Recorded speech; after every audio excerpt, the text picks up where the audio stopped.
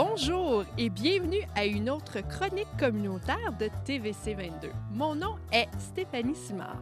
Je suis présentement à un endroit particulier, à peine 15 minutes de Rockland, pour parler d'un sport qui intéresse plusieurs personnes de la région.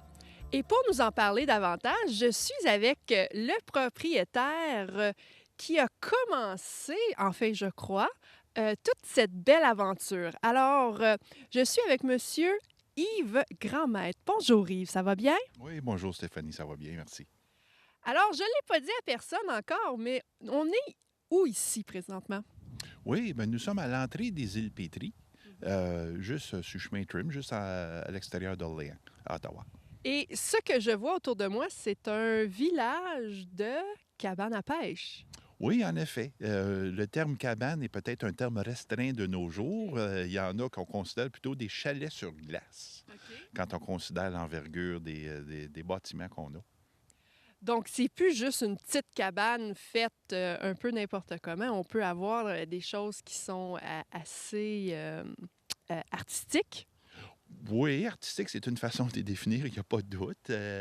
On a de toutes les variétés, de toutes les grosseurs. Il faut quand même considérer qu'on en a des 2 étages Ah avec ouais. des lofts, des fournaises à l'huile. On a des gens qui passent une grosse partie de leur hiver ici. Donc, un village de cabanes à pêche, ils font quoi ici? Ils perdent beaucoup d'argent aux cartes. Sont ici pour l'activité sociale de la pêche.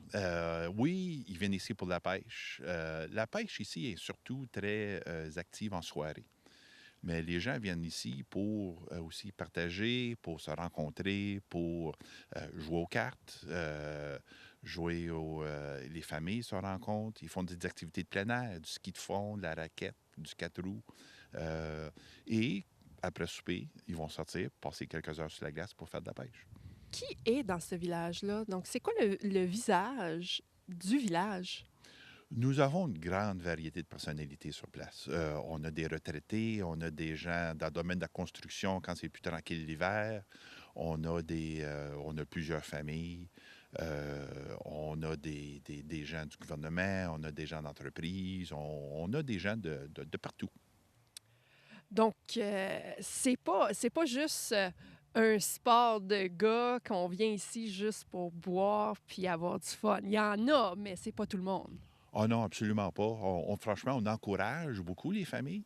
Parce que, tu sais, on a des patinoires d'établis. Il n'a pas été établi encore parce que cette année n'a pas été propice, là, mais à un moment donné, cet hiver, on va voir notre rond de curling qui va se faire établir. Oh, absolument. Ça fait que non, on encourage. Il y a beaucoup de familles qui viennent durant les fins de semaine. Combien de maisons on peut accueillir ici sur le village de pêche sur glace ici? Ben, au cours des années, notre village a grandi. L'envergure des chalets et des cabanes aussi sont beaucoup plus élaborées. En ce moment, cette année, on a à peu près 110 cabanes, chalets sur la glace. Dans cette baie ici, il y en a qui sont établis dans la baie plus proche de la plage. Fait que, en tout et partout, il y a à peu près 130 cabanes d'établis, qui est une année moyenne pour nous autres. Est-ce que 130 cabanes, c'est un gros village pour un village habituel de pêche sur glace? Ça que moi, je considère notre village comme étant probablement le plus gros village en Ontario et j'estime le troisième plus gros dans l'Est canadien. Fait que c'est quand même un regroupement de cabanes ensemble qui donne cette atmosphère de village. Tu sais, on voit ça dans des terrains de camping l'été, où c'est que les gens vont faire du camping, puis tu as toutes leurs roulottes une à côté de l'autre. Bon, l'hiver, c'est la même chose, c'est juste des cabanes sur glace. Donc, on est tous collés puis on a tout chaud pour se réchauffer l'hiver. Ah oui, c'est ça, c'est ça. Mais c'est le partage, hein, puis c'est l'atmosphère, puis c'est l'ambiance. Tu sais, le soir, tu vas descendre ici, il y a les feux à l'extérieur qui sont faits dans les barils. Il y a les gens autour des feux qui vont prendre un bon verre de vin, qui vont faire cuire. Il y a des partages de recettes. Les enfants jouent ensemble. C'est vraiment une atmosphère merveilleuse. Donc, c'est comme une communauté. On s'est créé une belle communauté ici à l'île Pétrie. Absolument. Puis il y a des gens ici qui viennent, qui se rencontrent seulement l'hiver dans le village. L'été, ils se voient pas parce qu'ils sont partis chacun de leur côté. mais ils se rassemblent en ce moment, tous les hivers, ensemble. Puis ils sont contents de se voir, ils ont hâte de se voir. Puis tu peux le voir au commencement de la saison, là, où c'est que les gens ils ont hâte qu'on a de la glace. Ils ont hâte que ça commence. Mais ça fait quand même longtemps que ça existe, le village ici. Ça fait combien de temps au juste? Bien, il faut quand même dire qu'il y a eu des cabanes sur la glace ici. On recule des années 50, des années 60, même des années 60, il y avait des tournois de la Défense nationale, des Chevaliers de colomb. Mais le village comme tel, là, il a été établi il y a peut-être une vingtaine d'années passées. Nos plus vieilles cabanes, ils datent à peu près 20 ans. Mais l'envergure du village qu'on a en ce moment date d'environ une dizaine d'années. Où c'est qu'on a passé là, d'avoir une quinzaine de cabanes à 100 quelques cabanes qu'on a aujourd'hui, avec le 3 km et demi de chemin qu'on nettoie, avec les chemins de travers, avec les salles de bain qu'on installe sur la glace, avec toutes les installations qu'on fait. Mais quand on décide justement de commencer un village de pêche sur glace, ça commence comment au juste? Ça commence comment? C'est une bonne question. Ça commence avec une demande, ou si tu veux, avec le public qui commence à venir s'installer. Puis à mesure que l'intérêt augmente, il faut quand même dire qu'une couple d'années passées, on dirait que l'intérêt avait diminué, mais là, ça reprend. On voit de plus en plus des jeunes qui viennent. Ça fait que c'est l'intérêt qui augmente. Puis à mesure que l'intérêt augmente, bien, on augmente les services qu'on offre. Puis les gens réalisent qu'il y a plus de services, qui attirent plus de gens. Puis comme à un moment donné, ça fait boule de neige. Puis après ça, on voit des endroits aussi avec le réchauffement qui se fait faire. Il y a beaucoup de gens qui allaient pêcher à d'autres endroits qui ne peuvent plus maintenant. Il n'y a pas assez de glace. La glace ne se forme pas. Ils viennent s'installer ici. Ça fait qu'on a des gens qui viennent du bord du Québec, on a des gens qui viennent à des endroits plus reculés, qui viennent s'installer pour l'hiver parce qu'ils savent qu'on a une bonne installation, ils savent qu'il y a de la bonne pêche, puis ils savent qu'ils vont être bien servis. Puis quand on vient ici, on pêche quoi ici au village? Du poisson. Oui, mais encore, quelle sorte de poisson qu'on peut trouver? La rivière Ottawa est abondante dans beaucoup de variétés de poissons. L'hiver, dans notre baie, on voit surtout le brochet, les petits poissons, le perchaude, carapace soleil et les variétés. On va voir à l'occasion des esturgeons qui sont attrapés. Il n'y a pas de saison, par contre, pas. Du masquinongé. On va voir du doré aussi qui va être attrapé. Fait qu'il y a une bonne variété de poissons qui sont attrapés ici. Parce que nous, on a installé notre ligne, justement, au cas qu'on pognerait un poisson. On peut s'attendre à pogner un poisson jusqu'à combien de livres? Ben écoute, il y a des records qui ont été établis aux îles, des records de pêche l'été. L'hiver, donner un exemple, le deuxième plus gros doré attrapé sur la glace est attrapé ici en 2012. Ça fait qu'il y a quand même, du brochet de 6, 7, 8 livres, c'est pas hors de l'ordinaire. Du doré dans le 5 ou 6 livres, c'est pas hors de l'ordinaire. Ça fait qu'il y a quand même de la bonne pêche qui peut se faire ici.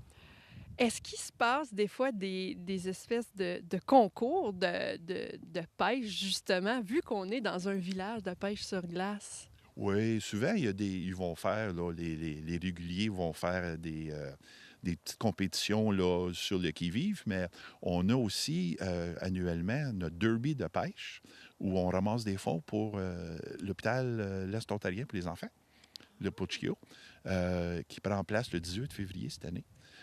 Parce que ça, c'est la fin de semaine de pêche.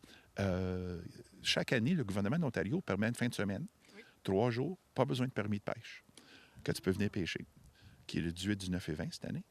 Fait que le 18, c'est notre derby de pêche annuel, où c'est que les gens peuvent venir pêcher. On a une grande variété de prix. On a du 50-50. On fait des feux d'artifice en soirée. Ça fait que c'est le gros party.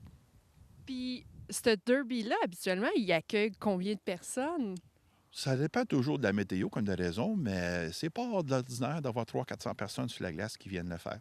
On a aussi d'autres organismes qui viennent faire des compétitions de pêche, comme on a ce que j'appelle l'Union des électriciens, qui vient chaque année. La Défense nationale venait faire des compétitions de pêche. On a d'autres, l'Aube, National Grocer, qui vient aussi faire des compétitions de pêche. Ça fait qu'on a d'autres organismes qui viennent. On a beaucoup de scouts, on a des groupes d'écoles. Chez cette année, on va accueillir un groupe d'écoles de Montréal qui vont venir faire de la pêche sur la glace. Y a-t-il des limites de poissons qu'on peut attraper? Oui, définitivement. Selon les permis qui sont obtenus, si moins 18 en haut de 65, permis pas nécessaire. Mais quand tu vas chercher ton permis de pêche, dépendant si c'est un permis de conservation, un permis de sport, et le genre de poisson, il y a des limites spécifiques qui sont selon l'espèce des poissons. Les règlements de pêche du ministère donnent tous ces détails-là. Puis c'est important aussi de mentionner que ça prend un permis pour faire la pêche sur glace. Oui, ça prend un permis pour pêcher. Autre que la fin de semaine de pêche sans permis en Ontario. Et l'été, il faut une semaine au complet, permis pas nécessaire. Mais à l'extérieur de ça, tu as besoin de permis. Intéressant, par contre, on est sur la rivière des Outaouais, qui est une rivière qui longe la frontière de la Québec puis l'Ontario. Fait qu'un permis du Québec te permettrait de pêcher ici quand même. Par contre, il faut suivre les lois d'Ontario. OK.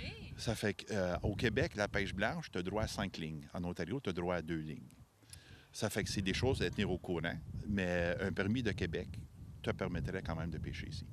Mais quelqu'un qui a absolument aucune cabane, peut-il venir dans le village juste une journée comme ça, puis l'essayer, puis peut-être tomber en amour avec la pêche? Ah, absolument. On offre un service, on va faire des trous. On vend des lignes à pêche qu'on appelle des tip-ups à 5 $. On vend les appâts. Fait quelqu'un qui n'a jamais fait ça, qui n'a rien, pour une très petite somme, on peut les faire démarrer puis voir ça si c'est quelque chose qui les intéresse à poursuivre ou pas. Donc le village va toujours grandir ici. Bien, il n'y a pas de doute que l'intérêt continue à augmenter, que le montant de cabane continue à augmenter, que la grandeur, la grosseur, comment élaborées qu'elles sont, continuent à augmenter aussi. C'est très intéressant, Yves. Ceci termine le premier segment de notre chronique. Dans la prochaine chronique, restez avec nous, citoyens de Clarence Rockland, car nous allons visiter le village et aussi parler avec quelqu'un d'intéressant, mais je vous dis pas qui. Par contre, pour finir cette chronique en beauté, on vous a réservé quelque chose. En fait, Yves nous a réservé quelque chose. On va se remonter avec un petit remontant. Qu'est-ce que tu m'as préparé? Bien, sachant qu'on commence la nouvelle année chinoise, versus prendre un petit caribou, un petit verre de vin, j'ai apporté ce qu'on appelle du motai, qui est un cognac équivalent chinois pour qu'on puisse se remonter, se réchauffer un petit peu avant d'aller prendre notre petite marche. Alors, on va faire un chin-chin. Chin-chin. Santé. On y va.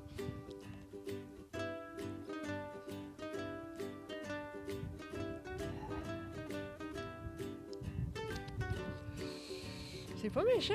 Non, ça descend sur le